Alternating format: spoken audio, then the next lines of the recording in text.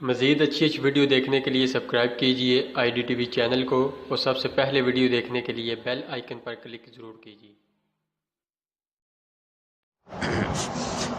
اعوذ باللہ من الشیطان الرجیم، بسم اللہ الرحمن الرحیم۔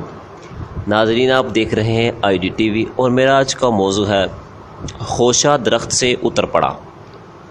حضرت عبداللہ بن عباس رضی اللہ تعالیٰ عنہما کا بیان ہے کہ ایک اعرابی بارگاہ رسالت میں حاضر ہوا اور اس نے آپ سے عرض کیا کہ مجھے یہ کیوں کر یقین ہو کہ آپ خدا کے پیغمبر ہیں؟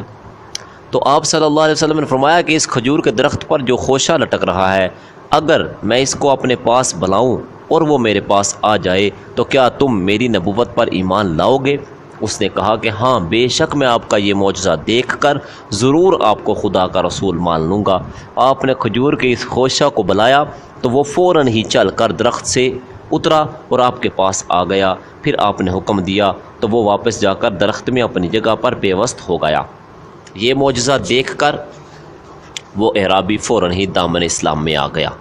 یہ حدیث ترمذی شریف جلد 2 صفحہ 203 باب ما جاء فی آیات نبوت النبی میں مرقوم ہے۔ اللہ رب العزت جل جلالہ ہمیں نبی پاک صاحب الاولاق صلی اللہ علیہ وسلم کے معجزات کو دل سے ماننے کی توفیق عطا فرمائے۔ وآخر دعوانا الحمد للہ رب العالمین۔